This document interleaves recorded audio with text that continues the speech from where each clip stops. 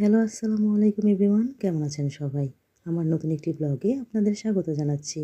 আজকে আমি আপনাদের তৈরি করে দেখাবো অত্যন্ত সুস্বাদু মজাদার মুচমুচে ফুলকপির চপ। আশা করি এই রেসিপিটি আপনাদের ভালো লাগবে। তো চলুন শুরু করা যাক আজকের রেসিপি। এখানে আমি নিয়ে নিলাম বাজারের ফ্রেশ মাঝারি সাইজের একটি ফুলকপি। ফুলকপিটাকে আমি ছোটো ছোটো টুকরো করে নিয়েছি। ধুয়ে পরিষ্কার করে পানি ঝরিয়ে নিয়েছি। এখানে আমার প্রায় 3 কাপের মতো ফুলকপি হয়েছে। চুলাতে একটি পাত্রে দিয়ে দিলাম 2 টেবিল চামচ পরিমাণে সয়াবিন তেল। তার মধ্যে দিয়ে দিলাম হাফ টেবিল চামচ পরিমাণে পাঁচফোড়ন। রসুন কুচি দিয়েছি 1 টেবিল চামচ পরিমাণে, পেঁয়াজ কুচি দিয়েছি 2 টেবিল চামচ পরিমাণে। একটু বাদামি করে ভেজে তার মধ্যে ফুলকপির টুকরোগুলো দিয়ে দিলাম। চুলার আঁচ এক্ষেত্রে মিডিয়াম থাকবে। দিয়ে দিলাম হলুদের গুঁড়া হাফ টেবিল চামচ পরিমাণে, মরিচের গুঁড়া হাফ টেবিল চামচ পরিমাণে, জিরার গুঁড়া দিয়ে দিয়েছি হাফ টেবিল চামচ পরিমাণে, লবণ দিয়ে দিলাম 1 টেবিল চামচ পরিমাণে। গুঁড়া মশলাগুলোর সাথে এখন আমি ফুলকপিকে ভালোভাবে মিশিয়ে নিচ্ছি।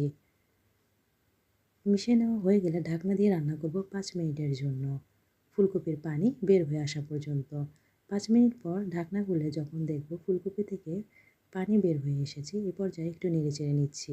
ফুলকপির পানি শুকিয়ে নেওয়ার জন্য আবারও 2 মিনিট ঢাকনা দিয়ে রান্না করব। ফুলকপির পানি পুরোপুরি শুকিয়ে যখন ফুলকপিটা নরম হয়ে আসবে, এ পর্যায়ে দিয়ে দিলাম কাঁচামরিচ কুচি 1 টেবিল চামচ পরিমাণে, ধনিয়া পাতা কুচি দিয়ে দিলাম 2 টেবিল চামচ পরিমাণে। আবারও হালকা হাতে ফুলকপি ভাজিগুলোকে আমি নেড়েচেড়ে নিচ্ছি।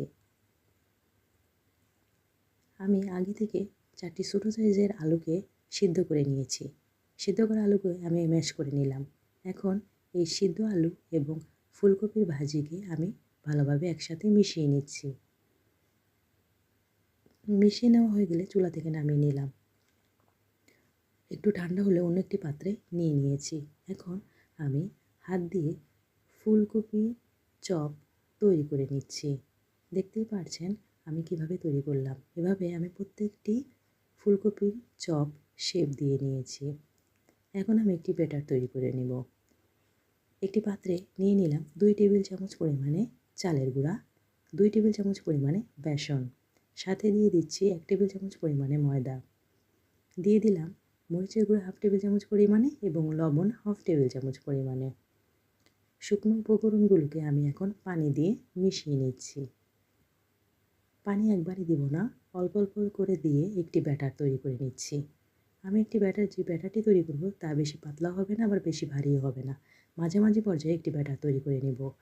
ব্যাটারটি তৈরি